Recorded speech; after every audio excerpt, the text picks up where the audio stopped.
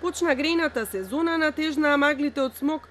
Опасните канцерогени PM10 честички веќе ги надминуваат дозволените концентрации во воздухот. Секој нареден ден е се подискутабилен дали е погоден за прошетка надвор или не.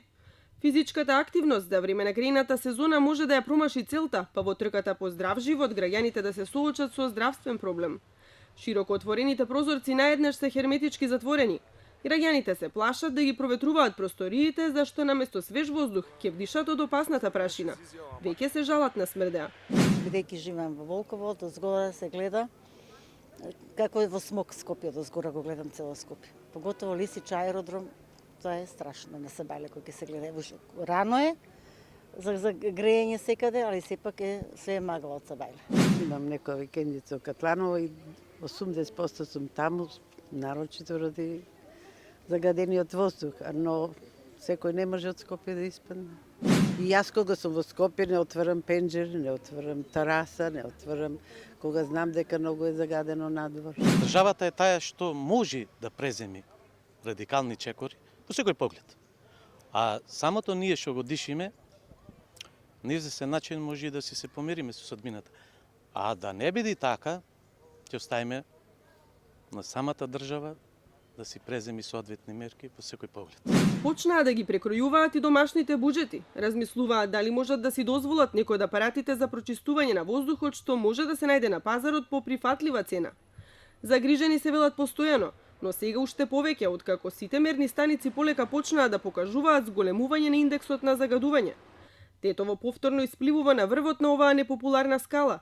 Приматот најзагаден град го држи веќе цела година. Во истражувањето на Guardian беше издвоен како град во Европа каде физичката активност може дури и да ве убие.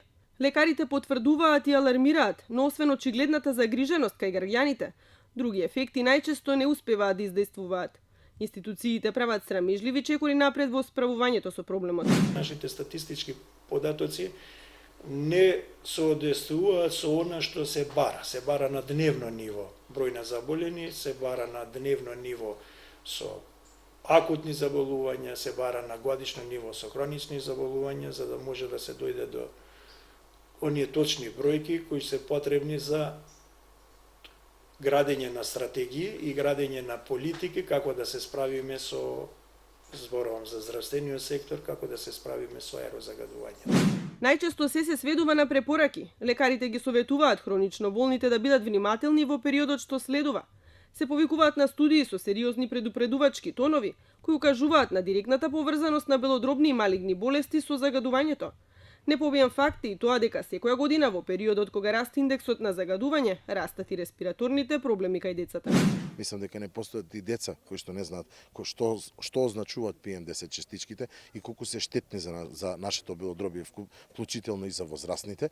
Знаеме дека трајни последици доколку навреме се реагира не може да се случат. Но во подоцежниот период, доколку тоа продолжи, значи едно изложување перманентно на тие PM10 честички, знае да даде импликации кои што буквално се опишани и во други студии, научни студии во поголемите градови, во поголемите држави во западниот свет и во Европа и свет.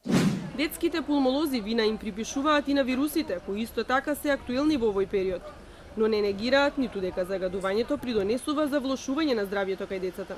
Тоа се организми во раст со незрел имун систем и се многу поосетливи на сите овие штетни материи и нивното влијание уште рано во текот на бременоста кај мајката па може да бидат причина за предвремено раѓање на децата или раѓање на дете со ниска родилна тежина. Подоцна тие може да бидат иританси, да бидат причина за респираторни потешкоти, кашлица, оттежнато дишење, но исто така ја зголемуваат вулнерабилноста и зачестеноста кон респираторните инфекти, кои се особено чести во овој период. Во државата нема ниту јасни показатели за сериозноста на загадувањето. Се знае колкав е процентот на PM10 честичките во воздухот, но не и на неколкукратно поопасните од нив PM2,5 честички. Тие директно и многу брзо го напаѓаат респираторниот систем, предупредуваат лекарите. А Министерството за животна средина во моментот ги мери само во Тетово, Битола и Куманово и во Скопски Карпош и Центар.